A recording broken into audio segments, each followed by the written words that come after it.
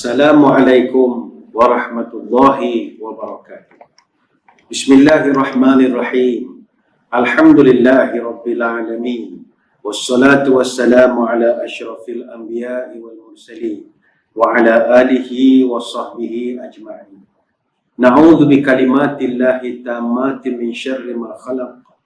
Bismillahilladzi la yadurru ma'a ismihi syai'un fil ardi wa la fis sama'i wa huwas samiul alim.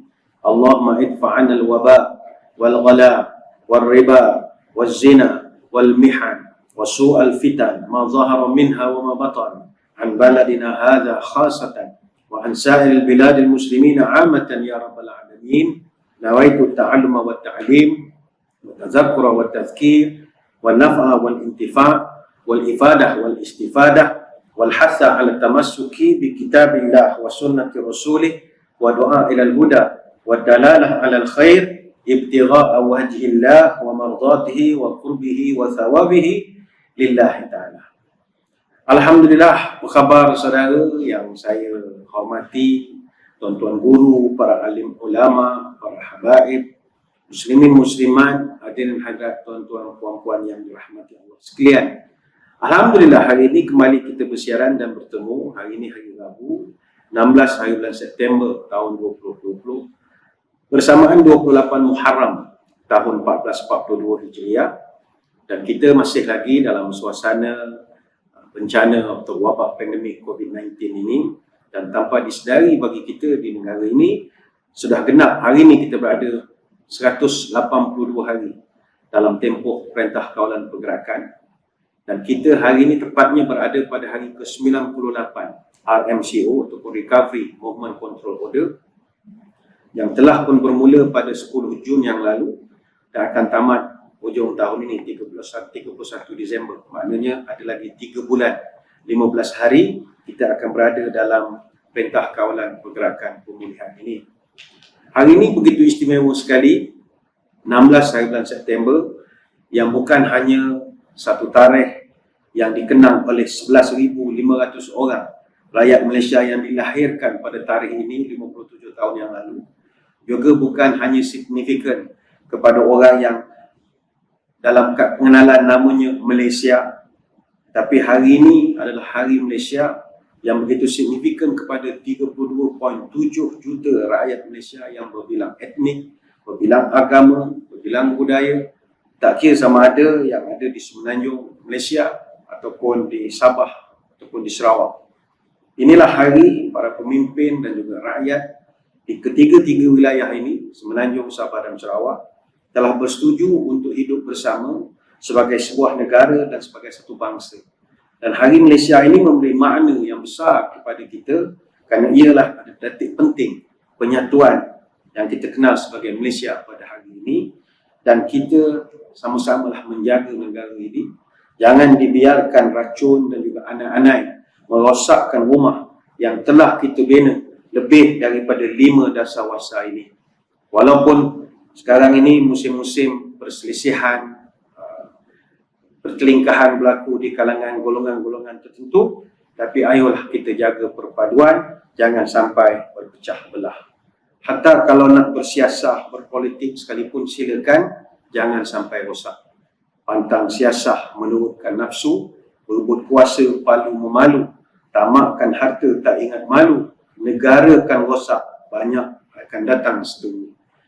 Pantang kita bersiasah mabukkan pangkat, berebut kedudukan jilat menjilat, berebut kuasa hambat menghambat, negara rosak, nama pun cacat, hidup dan mati akan dilaknat. Pantang bersiasah memecah belah, mengadu domba umat manusia, baik sekaum, sesuku bangsa maupun antara keluarga dan marga. Mudah-mudahan negara kita terus dilindungi oleh Allah Subhanahu Wa Taala. Hari ini kita sambung balik minda imam besar kita, program yang dibawakan kepada kita oleh rakan-rakan dari Pusat Kutipan Zakat Majlis Agama Islam dan Adat Islam Melayu Pahang, dan kita seperti yang telah kita maklum, kita menggunakan kitab Rahsia Kematian, Alam Akhirat dan juga Kiamat, yang merupakan kitab terjemahan dari kitab At-Tazkirah fi Ahwalil Mauta wa Umuril Akhirah, kitab yang begitu tebal sekali, 1121 halaman. karya Imam Abu Abdullah Al-Qurtubi ataupun Imam Al-Qurtubi, seorang ulama pada era tahun 600 Hijrah bermazhab Sunni Maliki, dan beliau adalah seorang yang sangat terkenal dalam bidang tafsir. Tafsirnya Al-Jami' li Ahkamil Quran setebal 20 jilid, banyak menjadi rujukan kepada orang yang minat kepada tafsir Al-Quran. Kita dah pun sampai pada muka surat 155. Bagi yang ada kitab boleh buka muka surat 155. Babu yakhtaru lil mayyiti qaumun salihuna yakuna ma'ahum. Bab memilih orang soleh sebagai jiran di kubur. Ini kalau dalam kitab terjemahan, panjang sikit terjemahannya, hendaklah dipilihkan mayat soleh sebagai jiran tetangga mereka di kubur. Saya ringkaskan, memilih orang soleh sebagai jiran di kubur. Muka surat 155. Bismillahirrahmanirrahim. Kita mulakan, kharaja Abu Sa'd al-Malini fi kitab al-Mu'talaf wa Mukhtalaf, wa Abu Bakar al-Kharaiti fi kitab al-Qubur min hadis Sufyan al-Thawri an Abdullah bin Muhammad bin Aqil an Ibn al-Hanifah an Ali radhiyallahu anhu. Diriwayatkan oleh Abu Sa'id al-Malini dalam kitabnya bertajuk Al-Mu'talaf wal Mukhtalaf, dan juga oleh Abu Bakar al-Kharaiti dalam kitabnya yang bertajuk Al-Qubur. Hadis yang diriwayatkan oleh At-Tirmizi dari Sufyan al-Thawri, dari Abdullah bin Muhammad bin Aqil, dari Muhammad ibn Hanafiyah, dari Ali bin Abi Talib radhiyallahu anhu, dia berkatakan, amarna Rasulullah sallallahu alaihi wasallam an nadfana mautana wasata qaumin salihin fa innal mauta yata'adzuna bil jari su'i kama yata'adza bil ahya. Rasulullah sallallahu alaihi wasallam memerintahkan kami untuk menguburkan orang-orang yang mati di tengah-tengah kaum yang saleh, kerana orang-orang yang telah meninggal dunia itu merasa terganggu oleh jiran yang buruk sebagaimana yang dialami oleh orang-orang yang masih hidup. Yang pertama. Kemudian kitab masukkan lagi riwayat wa an Ibnu Abbas an Nabi sallallahu alaihi wasallam qala. Satu riwayat daripada Ibnu Abbas, idza mata ahadun mait fahsinu kafanihi wa ajjilu injazi wasiyatihi wa amaqulahu fi qabrihi wa janbuhu jari su'i. Apabila salah seorang dari kamu meninggal dunia, kafankanlah dia dengan kain kafan yang baik, laksanakanlah wasiatnya, dalamkan liang lahatnya, dan jauhkan dia daripada jiran yang buruk. Qila ya Rasulullah, sahabat bila dengar Nabi kata ini, mereka bertanya, wa hal yanfa'ul jaru salihu fi akhirah? Sahabat bertanya, ya Rasul, adakah tetangga ataupun jiran yang baik itu boleh memberi manfaat di alam akhirat? Maka Nabi menjawab, hal yanfa' fid dunia. Kata Nabi, gini saya nak tanya, apakah jiran yang baik itu bermanfaat di dunia? Maka jawab sahabat, pastilah baik ya Rasulullah, bagus. Hal yanfa'u fil dunia? Qalu na'am, mestilah bagus. Maka qal kadzalika yanfa'u fil akhirah. Maka kalau seorang jiran yang baik itu bermanfaat di dunia, maka mereka juga akan bermanfaat juga di akhirat. Zakaru Az-Zamakhsyari di kitab Rabi' al-Abrar. Dan ini telah direkodkan oleh Zamakhsyari dalam kitabnya bertajuk Rabi' al-Abrar. Baik, selesai. Riwayat yang seterusnya. Wa kharajahu Abu Nu'aim al-Hafiz bi isnadihi min hadis Malik bin Anas an ammihi Nafi' bin Malik an abihi an Abi Hurairah qala. Diriwayatkan oleh Al-Hafiz Abu Nu'aim dari hadis Malik bin Anas, dan sanadnya dari pakciknya Nafi' bin Malik dari ayahnya dari Abu Hurairah radhiyallahu anhu, bahawa disebutkan Rasulullah sallallahu alaihi wasallam pernah berpesan, adfinu mautakum wasata qaumin salihina fa innal mayyita yata'adza bi jari su'i. Kuburkanlah orang-orang yang telah meninggal di kawasan atau di tengah-tengah kaum yang saleh, kerana mayat itu merasa terganggu oleh jiran yang jahat. Baik, tuan kitab ada masukkan terjemahnya nasihat para salihin. Muka surat 155, boleh baca di bawah, nasihat para salihin. Fasal qala ulama'una, berkenaan pendapat para ulama di kalangan kami, iaitu ulama Ahlussunnah wal Jamaah, an taqsuda bimayyitika qubur salihina wa madafinu ahli khair fanadafnuhu ma'ahu wa tanziluhu bi'izaihim wa taskunuhu fi jawarihim tabarrakan bihim wa tawassulan ila Allah azza wa jalla biqarbihim.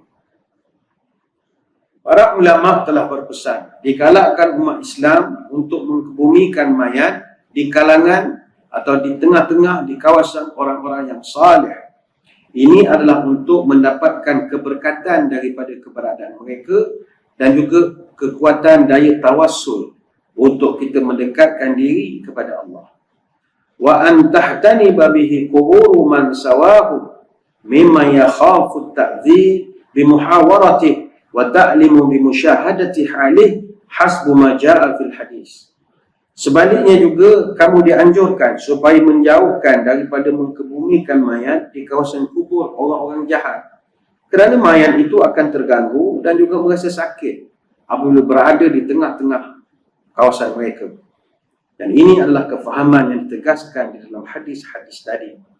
Yarwi an imra'atan dafanat bi Qurtubah fa'atat ahliha fi naumi faja'alat ta'tihim wa tashhuhum wa taqul ma wajadtum an tadfanuni illa ila farmil jir falamma asbahu nadharu falam yarau fi dhalika al-mawdi' kulluhu wala bi qurbihi furnil jir.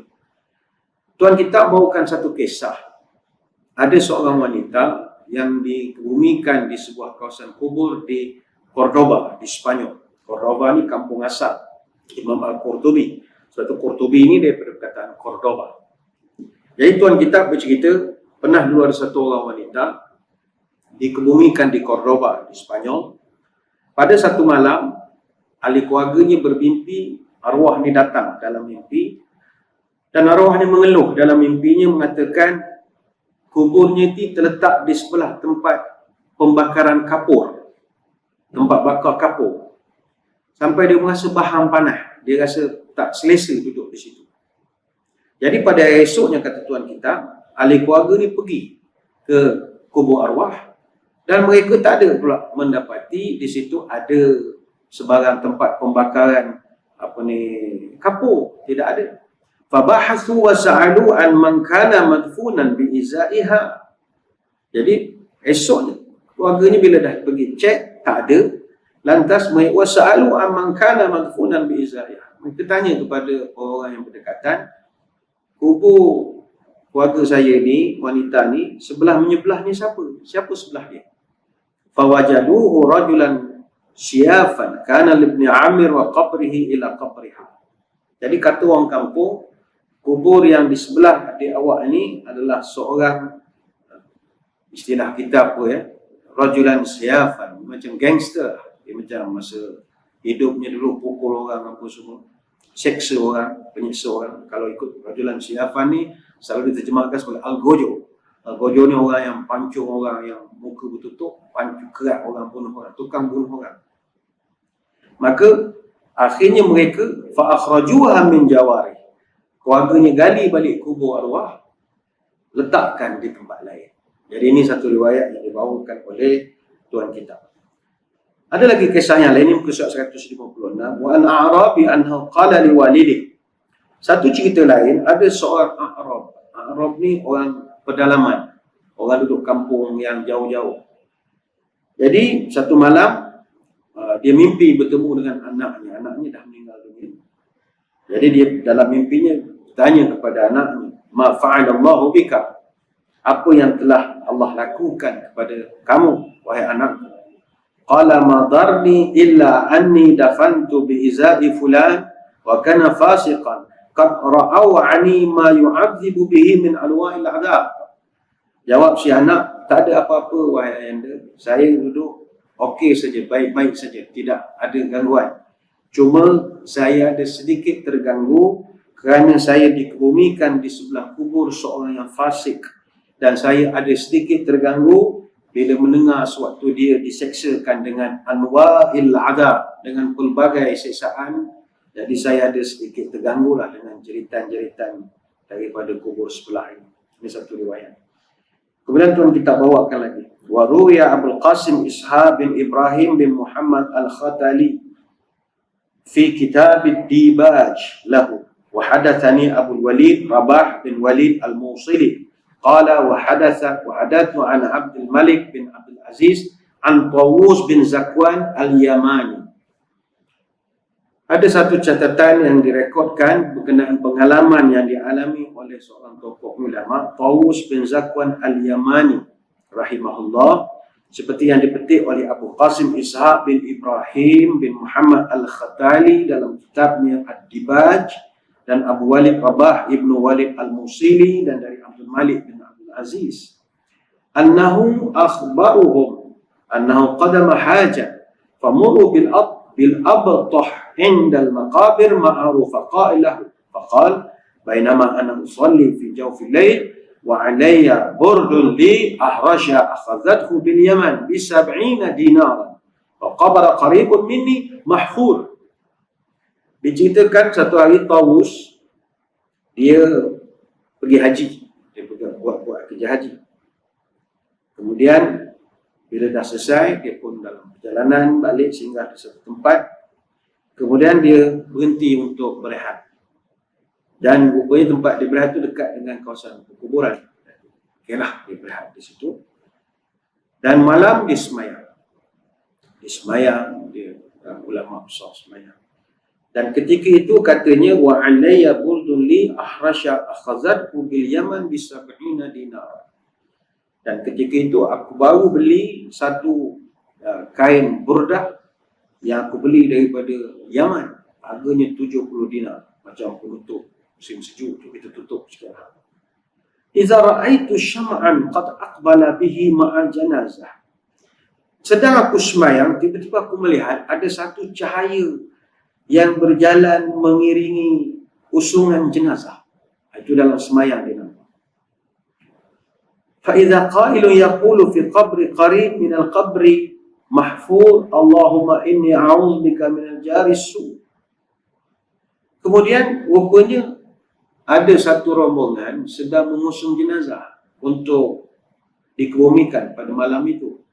Dan rupanya di sebelah sana ada orang sedang menggali liang lahat. Jadi ketika itu kata Tawus, aku mendengar satu doa. Sayup-sayup dengar satu suara berdoa, Allahumma inni a'udzubika min jaris su. Ya Allah, aku berlindung kepadamu daripada jiran-jiran yang jahat. Suara itu dengar. Qal faraqa'tu thumma sujudtu wa sallamtu thumma kharajtu hatta laqitu ashabil janazah fasallimtu wa qultu la taqrabuna wa tanhaw 'anna 'afakumullah. Qala ma nastati'u dhalika wa qad hafarna qabrana hadha wa la nastati' an nadhhaba ila ghairihi. Aku habiskan semayang.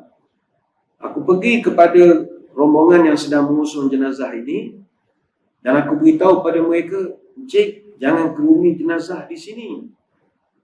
Orang tu tanya, "Pasal pula tak boleh?" Dia malas nak cerita yang dia dengar doa ni tadi. Dia kata, "Jangan kebumi di sini." Wala nastati' an nazab ila ghairihi. Mereka menolak permintaan daripada Imam Tawus. Kata, "Minta maaf, ni kita dah gali semua dah siap semua dah." Faqultu man awlu bil janazah faqalu hadha ibni faqultu lahu hal laka an tatanaha 'anna wa tanawalni thawbaka hadha alladhi 'alayka fa'albisuhu wa a'tayka burdi hadha fa inni qad akhadhtuhu bil Yaman bi 70 dinara wa huwa ha huna khairun min 70 fa in kana 'ala abika daynun qadaytahu 'anhu wa illam yakun intafi' bi dhalika al waratha wa takuf 'anna ma naqah. Lalu kata Imam Tawus, bila rombongan ni tak nak dengar nasihat dia, dia pun tanya kepada orang ramai, mana dia punya waris dia, waris terdekat dia mana. Orang bertunjuk tu, belakang sana ada anak lelaki dia. Lalu kata Tawus, aku pun bertemu anak lelaki arwah yang meninggal itu, dan aku tawarkan kepada dia kain shawl ataupun macam burdah. Aku tawarkan kepada dia, aku beritahu ini kain saya beli mahal 70 dinar daripada Yaman. Jadi cik tolonglah jangan kebumikan bapaknya di sini. Dia tak beri tahu sebab. Ini hadiah daripada saya. Kalau arwah bapa ada hutang, bayarkanlah dengan harga shawl yang saya bagi hadiah ini. Kalau tak ada hutang, manfaatlah untuk digunakan oleh ahli keluarga, boleh jual, wariskan pula duit. Tetapi wataku fa'ana manaka. Anaknya pun tolak tawaran dia. Kata, sudah, semua orang tak percaya ni, macam mana? Qal fa'ankirul qawmun qawli an yakuna ala rajulin burdun yaltif bihi thamanuhu 70 dinaran. فاحتجت إلى أن أخبرهم من أنا فقلت تعرفون طاووس اليماني قالوا نعم قلت فأنا طاووس اليماني وما قلت في البرد إلا حقا فناولني الرجل رداؤه وأخذ ردائي وانصرف عنا. Akhirnya kata Imam Tawus, mereka macam tak jalanlah rujukan daripada dia. Akhirnya dia terpaksa pecahkan rahsia. Dia membenarkan siapa diri dia. Adakah kamu kenal Tawus Al-Yamani? Dia kata, kenal, ni ulama besar. Saya lah Imam Tawus. Terpaksa lah. Mendengar saja namaku, mereka jadi malu. Lalu anak yang tadi menolak nasihatku, tiba-tiba bersetuju menerima tawaran aku dan berminat pula dengan kain shawl ataupun burdah yang begitu mahal. وَقْبَلْتُ حَتَّى وَقَفْتُ عَلَى صَاحِبِ الْقَبْرِ فَقُلْتُ مَا كَانَ لَكَ لِيُجَاوِرُكَ جَارًا تَكْرَهُ وَأَنَا أَسْتَطِيعُ رَدُّهُ ثُمَّ عُدْتُ إِلَى الصَّلَاةِ. Jadi bila mereka dah setuju, dah kenal siapa Imam Tawus, mereka pun pergi dan membawa jenazah ke tempat lain. Kemudian aku pergi semula ke kubur ataupun liang lahat yang aku dengar ada suara berdoa tadi. Dan aku sebutkan kepada suara itu, sekarang kamu tidak akan mempunyai jiran yang jahat lagi kerana aku telah berjaya menghalang keluarga kamu. Lalu aku meneruskan solatku dengan tenang, kata Imam Tawus. Imam Tawus ni, tuan-tuan puan-puan, ni nama besar Imam Tawus ni. Jadi sebab itu keluarga si mati, bila tahu ni Imam Tawus, surrender semua. Surrender. Imam Tawus ni nama sebenarnya Tawus bin Kisan Al-Yamani rahimahullah. Dia salah seorang tokoh tabi'in dan dia orang hormat. Dia bukan sahabat, dia hidup selepas zaman Nabi. Tapi dia ni pernah bertemu dengan 50 orang sahabat Nabi radhiyallahu anhum ajma'in. Dia pernah jumpa sahabat Nabi, pernah belajar, pernah mengkaji hidup Nabi dengan para sahabat. Dan dia terkenal dalam sejarah sebagai seorang yang pernah menunaikan haji sampai 40 kali. Itu orang hormat pada dia. Dan dia, kata ulama, salah seorang yang sangat terkenal mustajab doa. Sehingga kan kata Ibn Uyainah, dia ni walaupun ulama besar, tetapi dia adalah seorang yang tak suka dekatkan diri dengan pemimpin. Dia menjauhkan diri dari para penguasa. Dia buat hal dia. Dia tak ramai ulama passion ini. Sebab itu kata Ibn Uyainah, ada 3 ulama yang memang menjauhi penguasa. Dia tak nak dekat dengan penguasa. 3 orang tokoh yang tak nak dekat dengan penguasa. Pertama Abu Dhar, yang kedua As-Sawri, yang ketiga Tawus. Jadi dia ni sangat dihormati lah. Kerana ilmunya, waraknya, kerana kesolehannya, ibadatnya. Jadi ini direkodkan oleh kitab di dalam bab ini. Jadi saudara-saudari sekalian, inilah yang kita nak bincangkan pada kesempatan kali ini, iaitu kubur sewajarnya menjadi tempat untuk kita berehat. Itu sewajarnya. Sebab itu ada satu hadis, kata Abu Qatadah radhiyallahu anhu, dia bercerita, anna Rasulullah sallallahu alaihi wasallam murra alaihi bi janazatin faqal mustarihun wa mustarahun minhu. Satu ketika, kata Abu Qatadah, ada satu jenazah lalu di depan baginda Nabi SAW. Lalu Nabi mengucapkan, ada yang sedang berehat dan ada yang direhatkan daripadanya. Beza ayat tu ya. Ada yang sedang berehat dan ada yang direhatkan daripadanya.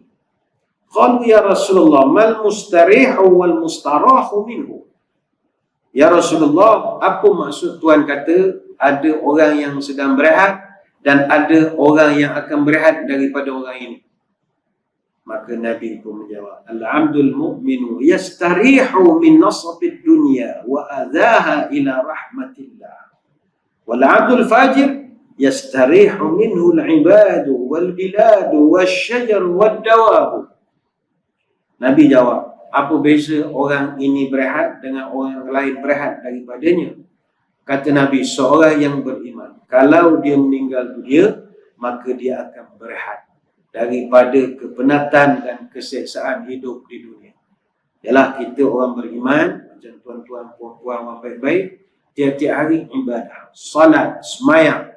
Walaupun sakit lutut, tak boleh berdiri, tetap semayang. Lelah, susah. Tapi tak apalah, susah di dunia. Kena bangun pagi, pukul 5 bangun, nak pergi masjid, air sejuk, macam-macam. Segala-galanya susah. Maka kata Nabi, orang beriman dia susah di dunia, dia akan yastarihu min nasabid dunya wa adhaha ila rahmatillah. Dalam kubur dia akan direhatkan oleh Allah. Sebab itu kalau kita rasa macam hari Minggu, hari cuti, ada orang payah nak bangun pagi, kata hari kerja dah bangun pagi, takkan hari cuti tak boleh lewat sikit. Kata orang Padang dah penat, letih, bila nak berehat macam ni? Kita rehat kena cukup, doktor pesan nanti sakit. Betul kata-kata itu. Tapi pegang pula satu prinsip, nak rehat bukan di dunia, nak rehat dalam kubur nanti. Sebab Nabi sebut orang beriman dalam kubur, dia bersenang-senang, dia berehat, beristirahat, kata Nabi. Adapun wal 'abdul fajir yastarihu minhul ibad. Adapun orang-orang yang suka maksiat, orang yang banyak buat dosa, fajir, maka dia tidak berehat, tapi yang berehat adalah orang lain. Al-'abdul ibadu wal biladu wasyajaru wad dawabu. Yang akan berehat dari dia adalah hamba-hamba lain yang dia selalu menyusahkan. Begitu juga kampung dia akan rehat sejak dia meninggal ini. Tak ada dah masalah, jin dah meninggal. Termasuk pokok-pokok, kerja nebang pokok saja kerja. Begitu juga haiwan-haiwan pun berehat. Mau haiwan kena sepak ni, dia kucing kerajaan dia hari-hari. Dia meninggal, kucing rehat, pokok berehat, kampung tenang, orang pun dah tak ada, dah tak pening dah sejak dia meninggal. Ni hadis riwayat Bukhari Muslim. Yang penting Nabi sebut, orang beriman dia akan berehat di dalam kubur ini. Tetapi tuan-tuan, macam mana kalau kita nak berehat, kalau jiran sebelah menyebelah kubur kita, bising pula sebab kena seksa, kena pukul, kena bakar, kena lanyak, macam-macam. Sebab itulah molek kalau dapat kita pesankan kepada anak isteri kita, waris-waris yang kita tinggalkan, kalau boleh kebumikanlah kita dekat dengan orang baik-baik. Bumikan dekat dengan orang baik-baik. Mana boleh pesan. Kita kan kubur di qaryah kita, di kampung kita, kita tahu ni kubur siapa, ni kubur gangster, ni kubur kaki ni, kubur kaki nombor, semua kita kenal arwah-arwah ni. Bukan kita cerita keburukan dia, tapi sebutlah abang esok kalau meninggal, jangan letak sebelah dia ni. Kenapa? Tak payahlah cerita kenapa. Kita kenal dia daripada muda kan. Tak payahlah letak sebelah siapa? Belah sana. Itu geng-geng tu bagus. Ini geng ni orang masjid, ni geng ni orang rajin belajar ilmu, ni rajin macam-macam lah. Ni geng buat selawat, ni buat zikir. Kita nak duduk pesankan, walaupun tak tahu kita dapat ataupun tidak, tapi itu ikhtiar kita. Sebab itulah dalam hidup kita, jiran ni kita kena pilih. Tak boleh main gamble saja. Hatta kalau kita di dunia sekalipun, agama mengajarkan sebelum beli rumah, semak siapa jiran dulu. Macam kita sekarang nak beli rumah, kita tengok lokasi, matahari naik, matahari turun, matahari pagi, matahari petang, sekolah di mana, kedai di mana, bank ada. Kita kaji benda itu, feng shui. Tepi sempang, tak tepi sempang. Tapi agama mengajarkan kalau beli rumah, apa dia punya permulaan kiraan kita? Al-jar qabla dar. Sebelum beli rumah, pilih siapa jiranmu dulu. Supaya rumah kamu nanti cantik, memang cantik, besar, menghadap hutannya bagus, kemudian matahari pagi, petang, sejuk saja. Tapi jiran kanan, jiran kiri, entah siapa-siapa kita tak tahu. Esok kalau meninggal nak panggil orang baca Quran pun tak ada. Jiran tak siapa-siapa. Semua yang tak baca Quran punya orang susah. Lepas tu ajar qabla dar. Sebab itu Nabi SAW mengajarkan kepada kita doa supaya dapat jiran yang baik. Diajarkan satu bacaan, ta'awwadzu billah min jari sawi fi daril muqami. Mintalah kepada Allah supaya kamu dijauhkan dari dapat jiran yang buruk di tempat kamu menetap. Ini hadis riwayat Imam An-Nasa'i. Jadi kalau jiran di dunia pun kita mesti doa supaya dapat jiran yang baik-baik. Sementara lagi duduk di alam kubur, alam barzakh, lagilah kena minta jiran yang baik-baik lagi. Supaya kita tak pening nanti mendengar dia kena belasah di sebelah kubur kita, gerbuk-gerbak, hayah, sakit. Nak tidur tak boleh. Cuma ada perbahasan para ulama. Ini perlu digarisbawahkan supaya menjadi panduan kepada kita. Apa hukumnya kita menentukan tempat kita dikebumikan? Ini masuk dalam perbahasan hukum memindahkan jenazah. Sama ada jenazah yang belum dikubur ataupun jenazah yang telah dikebumikan. Ini perbahasan para ulama. Baik. Memindahkan jenazah sebelum dikubur dari satu tempat ke tempat yang lain secara umum, ini secara umum ya, kata ulama, ini menyelisihi atau berselisih dengan perintah Nabi SAW untuk menyegerakan urusan jenazah. Itu prinsipnya. Maknanya kita tahu dekat qaryah kita semua kubur yang ada situ semua orang tak senonoh semua. Jadi kita pun harapkan supaya kita meninggal esok bumi di tempat-tempat lain selain daripada qaryah kita. Secara umumnya ini tak digalakkan atas dasar memudaratkan jenazah nanti. Sama ada rosak jenazah kerana lambat nak kebumikan. Maklum sajalah meninggal di Kuala Lumpur, dia tak nak bumi di Kuala Lumpur, dia nak bumi Kota Baru dulu. Dia nak mungkin melanggar Kota Baru. Dia nak hantar ke sana. Jadi bila nak hantar ke sana itu sudah pastilah perjalanannya berjam-jam. Jadi boleh melambatkan menguburkan jenazah. Dan kita pun jelas jenazah mesti disegerakan proses pengkebumiannya. Ataupun dalam perjalanan jenazah tersebut, gegaran, goyangan di dalam kereta jenazah mungkin akan merosakkan jenazah, luka yang telah diikat dan macam-macam lagi lah. Dan juga menyusahkan orang yang masih hidup. Sebab itu para ulama dia ada sedikit perbahasan berkenaan tentang masalah memindahkan jenazah sebelum dikubur ke kawasan yang lain daripada berdekatan dengan dia. Ada sebahagian ulama mengatakan haram. Ini adalah pendapat Al-Qadhi Husain, Imam Ad-Darimi dan Al-Mutawali dalam kitab At-Tatimmah. Dan pendapat ini ada dikuatkan oleh Imam An-Nawawi dan di kalangan ulama mazhab Syafi'i. Yang kedua, ada yang mengatakan ianya makruh. Ini adalah mazhab Hanafi. Hanya saja mazhab ini mengecualikan, iaitu boleh jika jaraknya sejauh tak lebih pada 2 batu saja. Adalah dia punya huraian-huraian dia. Dan ada juga ulama mengatakan tak ada masalah. Nak ke bumi jauh, dekat, luar qaryah, tak dalam qaryah, itu tak ada masalah. Ini adalah mazhab Hambali dan juga Maliki. Bahkan pengikut mazhab ini membolehkannya walaupun jenazah itu telah dikuburkan. Tetapi kata ulama, pendapat yang lebih dekat dengan kebenaran adalah yang memberikan perincian hukumnya mengikut perbezaan suasana dan keadaan. Kita tengok jarak jauh, dekat tempat meninggal dengan kubur yang akan kita nak kebumikan. Sebab itu, ulama dia ada memberikan perincian. Kalau memindahkan jenazah ke tempat yang lebih mulia, apa hukumnya? Contohnya pindahkan ke Mekah atau pindah ke Madinah. Macam mana? 4 mazhab fiqh membolehkan, iaitu mazhab Hanafi, mazhab Hambali, Syafi'i dan juga Maliki. Akan tetapi mestilah dengan syarat-syarat yang ketat. Pertama, jenazah tersebut dia memang berdekatan dengan tempat-tempat yang mulia ni, Mekah, Madinah ini. Contoh, dia meninggal di Jeddah, nak juga bumi di Mekah, tahalah Mekah, Jeddah, tak adalah jauh sangat.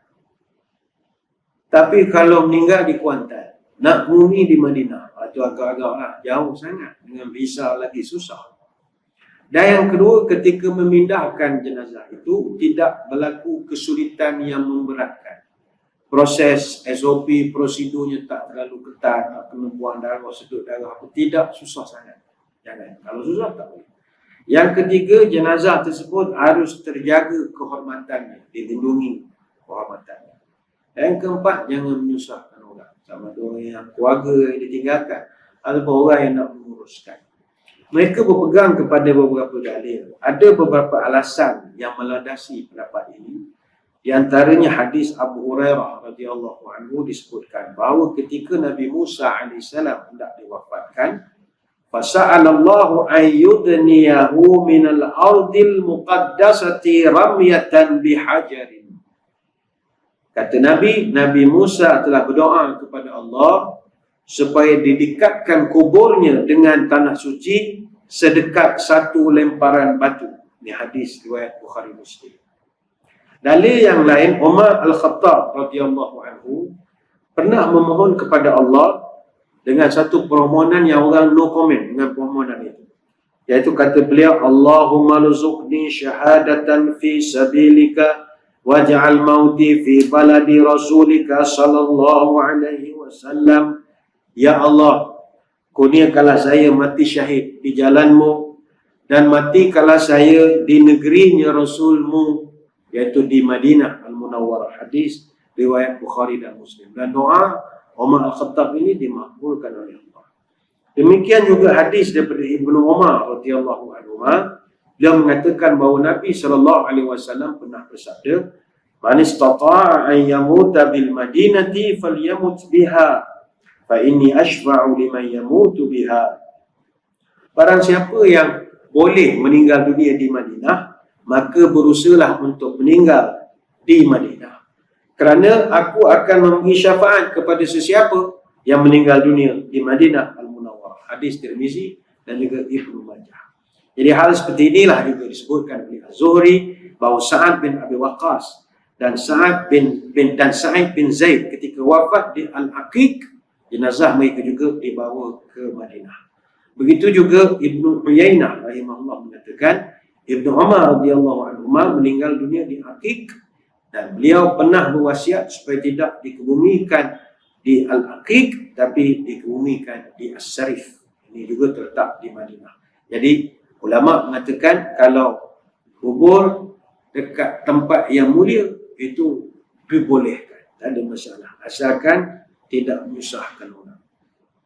Begitu juga memindahkan, perbahasan berkenaan memindahkan jenazah ke kampung halamannya supaya dikuburkan bersama keluarganya. Apa perbahasannya? Para ulama majoriti lah daripada kalangan mazhab Maliki, Hanafi, Syafi'i dan Hambali membolehkan untuk kita memindahkan jenazah sebelum dikubur, jenazah yang belum dikubur, ke kampung halamannya supaya si mayat boleh duduk berdampingan dengan keluarga.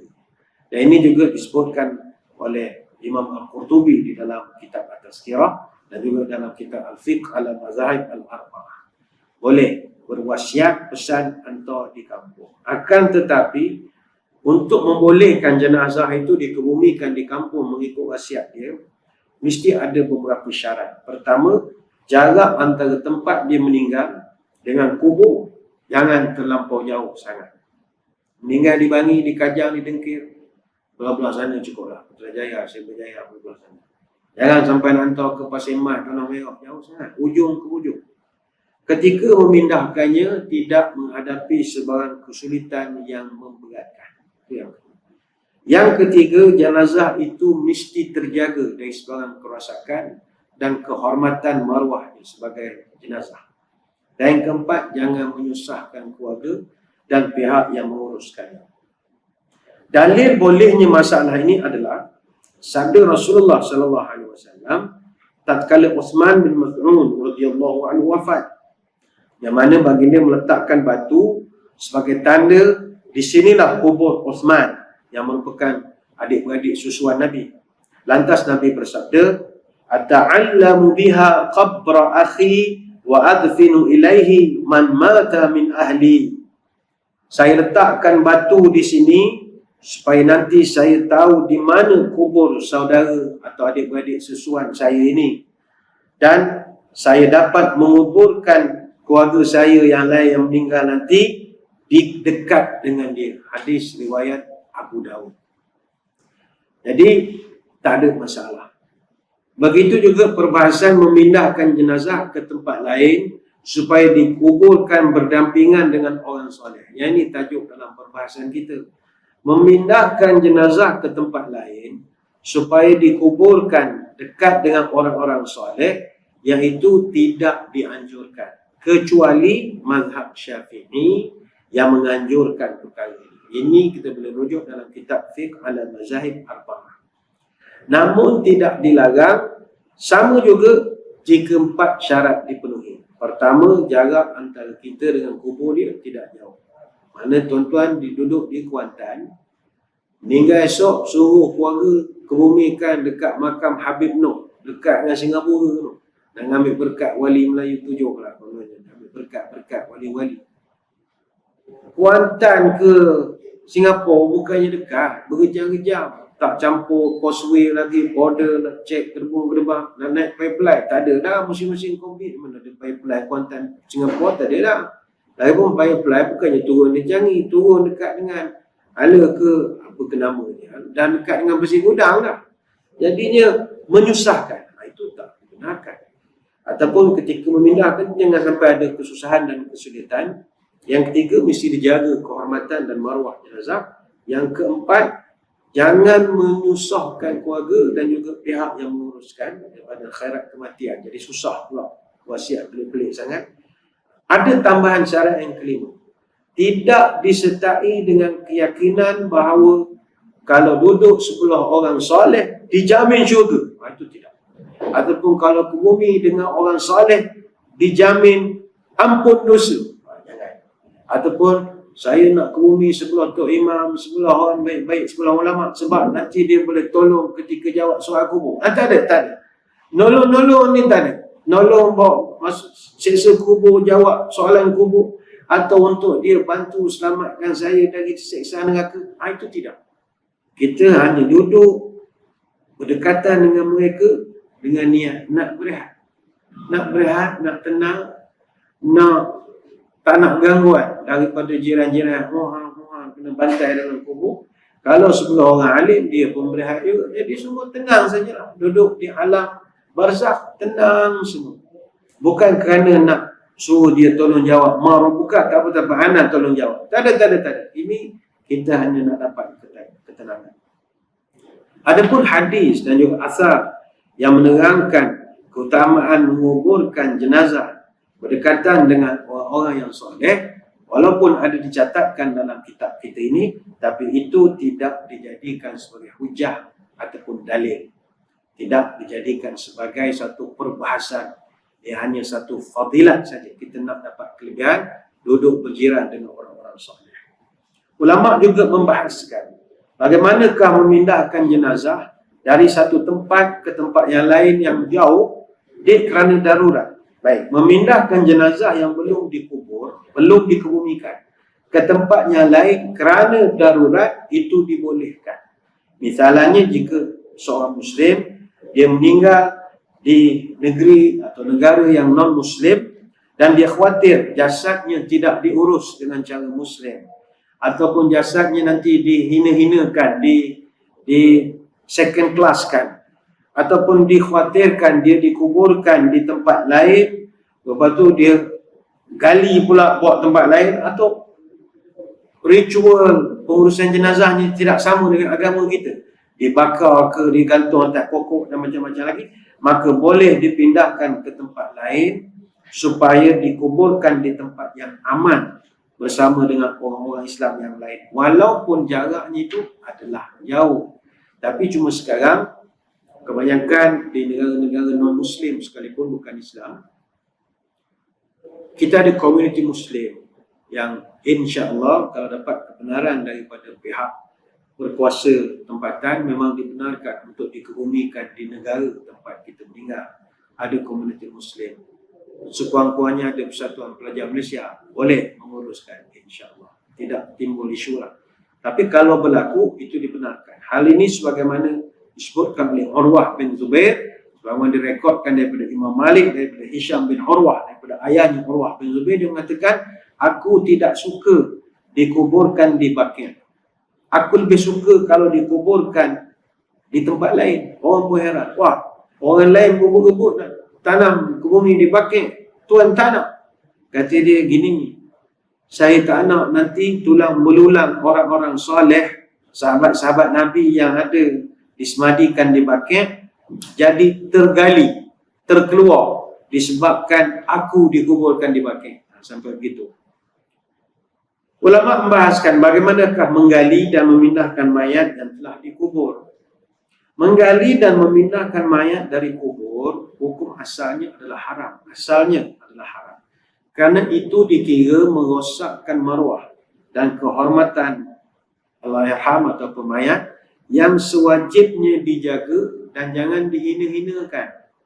Sebab itu bila ada, kita tidak nak menghina, tidak. Ada sesetengah kepercayaan, mereka akan keluarkan balik mayat daripada kubur, dia akan pakaikan baju cantik-cantik, dia bedak-bedakkan, dia joget-jogetkan lah. Dia buat yang upacara, ada pesta, ada tari-tarian, nyanyi-nyanyian. Tapi bila tengok kepada jenazah ataupun mayat-mayat yang dikeluarkan daripada kubur, itu memang dah rosak berak. Yelah, dah tua-tua, dah kedut-kedut, tapi dibubuh-bubuhkan lipstick bagi cantik mayat nenek moyang mereka itu. Bagi kita, dia menjatuhkan maruah kepada si mati. Barangkali si mati ni sebelum meninggal, dia ni orang dihormati, pemimpin, badan besar. Tapi dia dah jadi begitu, mengurangkan kehormatan orang kepada dia. Sebab itu tak dibenarkan. Cuma para ulama membenarkan jika terdapat keperluan syar'i atau dalam keadaan darurat untuk kita mengharuskan digali kembali kubur tersebut. Maka ketika itu boleh digali, boleh dipindahkan mayat kalaulah mayat itu kita nak selamatkan maruah ataupun nak gunakan untuk urusan autopsi jenazah, nak buat siasatan semula kes-kes yang mencurigakan, itu dibenarkan. Dan dalam konteks di negara kita pun beberapa kes yang berlaku, jenazah mendapat perintah mahkamah diberi kebenaran untuk digali balik atas beberapa sebab, antaranya siasatan jenayah, autopsi. Ada juga kerana masalah tersalah kubur, maknanya dia disemadikan di kuburan non-Muslim walhal dia telah Islam. Itu pun ada berlaku, dan itu yang paling banyak berlaku. Tetapi tak boleh dibuat secara suka-suka hati, mesti dibuat secara undang-undang. Sebab apa kita nak pindahkan? Kadang dia duduk di kawasan kubur yang non-Muslim, kita pindahkan. Apa sebab? Kerana orang Islam tidak dibenarkan dikebumikan di kawasan yang non-Muslim. Itu ada larangannya. Disebutkan dalam hadis daripada Bishr, bainama ana umashi Rasulullah sallallahu alaihi wasallam marra bi quburil musyrikin faqala laqad sabaqa haula'i khairan katsiran salasan thumma marra bi quburil muslimin faqala laqad adraka haula'i khairan katsiran. Ketika saya sedang berjalan bersama baginda Nabi SAW, kami lalu dekat satu kawasan kubur orang-orang musyrikin, orang-orang bukan Islam. Lalu Nabi bersabda, laqad sabaqa haula'i khairan katsiran. Mereka tertinggal untuk mendapat kebaikan yang banyak. Mereka tertinggal untuk mendapat kebaikan yang banyak. 3 kali Nabi ulangkan. Kemudian Nabi lalu pula kubur orang-orang Islam. Kemudian Nabi ucapkan, laqad adraka haula'i khairan katsiran. Ini adalah orang-orang, jenazah-jenazah yang telah mendapat kebaikan yang banyak. Hadis riwayat Imam Ahmad. Jadi berdasarkan hadis inilah para ulama sepakat bahawa pemakaman ataupun pengkebumian orang Islam dan non-Muslim mesti dipisahkan, kecuali dalam keadaan yang darurat. Dan haram untuk menggabungkan dalam satu kawasan Muslim dengan non-Muslim. Dan ini ada beberapa kenyataan daripada para ulama. Kata Ibn Hazm, amala ahli Islam min ahdi Rasulullah sallallahu alaihi wasallam an la yudfan muslimun ma'a musyrik. Orang Islam sejak daripada zaman Rasulullah sallallahu alaihi wasallam lagi, mereka tidak memakamkan, mengkebumikan orang Islam bersama dengan orang bukan Islam. Kemudian Ibn Hazm membawakan hadis Bishr Kemudian mengatakan fasahha bihadza tafriqu kuburul muslimin an kuburul musyrikin. Berdasarkan hadis ini, maka hendaklah dipisahkan kubur orang Islam dengan kubur yang non-muslim. Begitu juga keterangan daripada Imam An-Nawawi, ittafaqa ashabuna rahimahumullah ala annahu la yudfan muslim fi maqbaratil kuffar wala kafir fi maqbarah muslimin. Ulama mazhab kami iaitu Syafi'i sepakat bahawa orang Islam tidak boleh dikuburkan di kawasan kuburan orang-orang kafir dan orang kafir tidak boleh dimakamkan di kawasan kuburan orang-orang Islam. Begitu juga dalam ensiklopedia fiqh disebutkan ittafaqal fuqaha'u ala annahu yahrum dafnu muslimin fi maqbaratil kuffari wa aksuhu illa lidarurah. Ulama sepakat haram mengkebumikan orang Islam dikubur orang-orang kafir dan juga sebaliknya kecuali kerana darurat. Ini boleh rujuk dalam Al-Mawsu'ah Al-Fiqhiyah.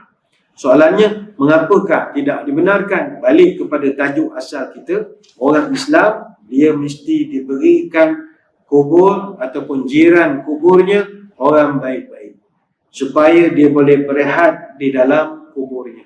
Bayangkan duduk sebelah jenazah yang fasik, orang yang fujar, orang yang banyak dosa pun kita dah terseksa sebelah, apatah lagi duduk di sebelah kubur berjiran dengan orang bukan Islam. Bukanlah kita nak menghina fahaman agama lain, tidak. Lakum dinukum waliyadin. Mereka agama mereka, kita agama kita. Tapi sudah pastilah suasana itu tak menyebabkan kita jadi selesa. Sebab itu hadirin hadirat sekalian, pilihlah jiran yang baik ketika kita duduk di alam kubur nanti, supaya kita tenang. Tapi masalahnya kita sekarang ini, kita dah tak dapat nak menentukan kubur kita di mana. Macam dulu orang Melayu, dia tahu tentang perkara ini. Sebab itu mereka wasiatkan supaya kubur mereka ni dikebumikan di kawasan masjid. Kawasan masjid. Dengan beranggapan mereka akan berjiran dengan orang baik-baik di masjid. Sebab dulu-dulu, ni tradisi kita orang Melayu lah. Orang Melayu dulu kubur tak ada kawasan khas, wakaf macam kita. Khusus tanah kuburan Bukit Setali, tanah kuburan Ubi, tak ada. Mereka akan bumi ikut cara zaman dulu. Dulu orang bumi pertama, bumi dekat kawasan rumah. Ni dulu. Maknanya rumah kita di sini, kita meninggal, bumilah dekat halaman rumah kita. Sebab itu kalau kita pergi setengah kampung sekarang ini, jangan heran kadang jumpa batu nisan, bawah-bawah rumah batu nisan kubur lama-lama yang dah tinggal batu nisan saja. Ada batu nisan saja. Itu juga orang dulu dia bumi di tepi sungai. Tepi sungai. Maknanya jangan heran kalau lepas banjir, benda tu ekskavasi ke, kita akan jumpa banyak batu nisan Aceh macam lagi. Ada bumi dalam lautan, ada. Itu kalau orang mengatakan kalau lautan tu adalah perjalanan. Dalam perjalanan mengentas ikut penarikan daripada Jempol nak pergi meninggal, bumi lautan. Kalau sungai ni katanya Allah, sungai ni orang yang pesalah-pesalah, dia tak dikebumikan di kampung halaman, kebumikan kat sungai ni katanya lah. Tapi kalau yang kubur di masjid, itu orang spesial saja. Yang kubur di kawasan masjid, bangsawan, raja-raja, semua bumi kat masjid. Orang alim, orang saleh, orang masjid dikebumikan di kawasan masjid. Jadi orang dulu dia ada pilihan untuk nak cari jiran yang baik, dia akan wasiatkan supaya dikebumikan di kawasan masjid. Tapi dengan syarat awak pun orang baik juga. Kalau awak juga masih hidup, kerja membunuh orang, terajar orang sana sini, dia tak dikebumikan di masjid, dikebumikan di rumah dia saja. Jadi dulu mekanismenya ada. Tapi sekarang ni kita agak susah, apatah lagi sistem kubur kita sekarang ni sistem moden. Sistem moden ni iaitu kita punya Raudah Sakinah, dia punya batu nisan standard, kubur dapurnya standard, pokoknya pun standard dan tidak ada pilihan. Kita tidak boleh lagi nak milih, saya kubur saya nak esok duduk sebelah isteri saya. No such thing. Sebab yang baru ni dia pakai sistem first come first serve lah. Mana kosong dia takkan. Itu kalau kubur suami isteri pun dah tak dapat sebelah menyebelah. Apa yang mereka boleh bantu, seberang jalan, itu saja boleh. Mana tengah tu pathway jalan, belah sini perempuan sebab dia asingkan laki-laki dengan perempuan. Anak-anak lain, orang uzur lain, warga asing apa semua ada lot-lot dia. Jadi dia hanya boleh dekatkan berhadapan sebab laki perempuan diasingkan. Jadi pilihan tu tidak ada. Lantas macam mana? Berdoalah kepada Allah. Mesti berdoa kepada Allah, ya Allah, kurniakanlah aku dapat jiran yang baik di dalam kubur nanti. Sebab itu tuan-tuan, orang berdoa nak mati di Mekah, Madinah. Sebab itu orang berdoa. Kenapa orang berdoa nak mati di Mekah, Madinah? Kita kalau meninggal di Mekah, Madinah, masuk dalam kubur, jiran kita semua baik-baik, insya-Allah. Orang huru-hara payah nak mati di Mekah ni. Orang baik-baik mati di Mekah. Mati di Madinah khususnya. Saya kenal beberapa orang baik-baik pergi haji. Baru berlaku 5-6 tahun lepas. Pergi haji. Selesai haji pergi Madinah. Sampai Madinah jatuh sakit, masuk hospital. Meninggal di Madinah Al-Munawwarah. Meninggal pula hari Jumaat. Meninggal hari Jumaat. Dia dikerumikan pula di Baqi'. Dia rezeki betul. Kerumi di Baqi'. Bayangkanlah Baqi'. Jiran dia siapa? Sahabat-sahabat Nabi. Orang alim ulama. Selang 300 meter. Makam Nabi SAW. Makam Abu Bakar As-Siddiq. Makam Umar Al-Khattab. Radhiyallahu anhuma. Ini rezeki. Dapat jiran yang baik-baik. Memang tidur je lah kerja. Tak ada, rehat saja. Rehat saja. Doalah supaya dapat jiran yang baik-baik ketika dikubur. Sebab itu ada orang wasiat nak supaya kerumi sebelah saudara mara je senang. Saudara mara kita kenal dia daripada dulu macam mana orang ni. Mak ayah kita apa semua. Dengan harapan mereka ini adalah orang-orang yang kita kenal. Tenanglah sikit. Ini doa kita bersama. Masalah orang kita adalah mereka tidak memandang perkara ini sebagai benda yang mustahab. Bila dah meninggal, katanya lantaklah nak kerumi di mana, letak di mana pun aku tak kisah, katanya janji tanam sudah. Jangan. Ini kita duduk di alam kubur, entah berapa ratus tahun lagi kita duduk di sana. Maka pastikan mendapat jiran yang baik. Berdoalah. Cuma para ulama memberikan sedikit perincian bahawa para ulama memberikan kelonggaran untuk kita menguburkan jenazah di tempat lain, berwasiat misalnya, dengan beberapa catatan. Seperti yang kita dah sebutkan tadi, pertama jarak jangan terlalu jauh, kemudian tidak menyusahkan orang, jangan sampai merosakkan jenazah dari segi maruahnya atau fisikalnya, dan jangan ada keyakinan yang rosak. Misalnya kalau duduk sebelah kubur, ustaz sekian-sekian, nanti ustaz tu tolong jawab kita punya soalan kubur ni semua tak betul. Dan mustahab itu ulama berikan perincian, menggali dan memindah mayat ini jangan berdasarkan kepada mimpi. Itu kena ingat. Walaupun dalam kitab kita disebutkan tadi ulama ni mimpi. Ini hanya sekadar kisah bahawa benda tu real. Jiran yang buruk akan memberi kesan kepada kita dalam kubur. Tapi jangan jadikan itu sebagai hujah. Maksudnya begini, katalah lepas melihat siaran kita ini, tuan-tuan tidur, malangkan mimpi ayah datang. Wahai mama, ayah ni dok cetong dalam kubur, dengar orang kongkang-kongkang dok boleh tidur kita. Lusa tuan-tuan bangun pergi jumpa pejabat agama, boleh nak gali kubur ayah saya daripada Kuantan atau pergi Terengganu. Ngapa pula malam tadi mimpi ayah ini? Tak boleh. Tak boleh. Ini hanyalah cerita nukilan orang dulu yang Allah beri kelebihan disampaikan dalam mimpi. Tapi dalam konteks sekarang itu tidak dibenarkan lagi. Mimpi tidak dijadikan hujah dalam keadaan ini. Kalau semua orang nak gunakan mimpi sebagai hujah, penatlah pejabat agama dengan mahkamah syariah nak jatuhkan hukum mindah kubur ini. Jadi yang boleh kita lakukan, mari doa kepada Allah supaya Allah kurniakan kita jiran yang baik-baik semasa berada di alam kubur nanti. Banyak diterangkan tapi masa kita tak mengizinkan. Sekadar itulah sembang-sembang kita pada kesempatan kali ini. Sekali lagi saya mengucapkan ribuan terima kasih di atas perhatian. Mohon maaf sebarang kekurangan. Mudah-mudahan kita bertemu pada lain-lain kesempatan. Kita tutup pertemuan ini dengan sedikit doa. Moga-moga diberkati ilahi. A'udzubillahi minasyaitonir rajim. Bismillahirrahmanirrahim. Allahumma shalli wa sallim ala sayyidina Muhammad salatan tukhrijuna biha min zulumatil wahm. Allahumma in kana rizquna fis sama'i fanzilhu wa in kana fil ardi fa akhrijhu wa in kana muhsaran fayasirhu wa in kana haraman fatahhirhu wa in kana ba'idan faqarribhu bihaqqi duhaika wa bahaika wa jamalika wa quwwatika wa qudratika atina ma ataita ibadika salihin. Ya Allah, kalau rezeki kami masih di langit, turunkanlah. Kalau di bumi, keluarkanlah. Kalau susah, permudahkanlah. Kalau haram, sucikanlah. Kalau jauh, dekatkanlah. Berkat waktu Tuhanmu, berkat kecantikanmu, keindahanmu, kekuasaanmu, limpahkanlah kepada kami segala yang telah Engkau limpahkan kepada hamba-Mu yang soleh.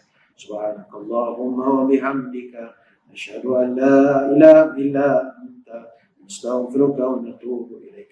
Wassallallahu ala sayyidina Muhammadin wa ala alihi wa sahbihi wa baraka wasallam. Walhamdulillahi rabbil alamin.